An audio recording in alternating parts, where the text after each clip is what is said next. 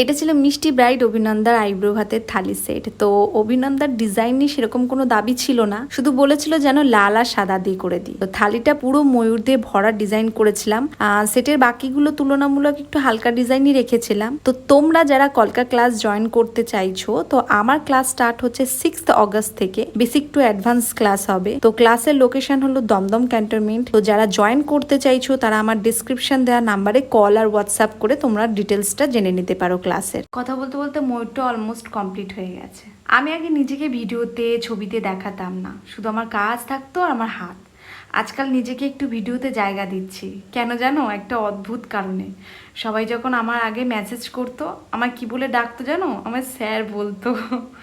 আমি অবাক হয়ে থাকতাম, কেন কেন? কারণ হয়তো আমার ভিডিওতে ছবিতে না দেখানো, আর আমার হাতটা যেটা একদমই মেয়েদের মতন নয়।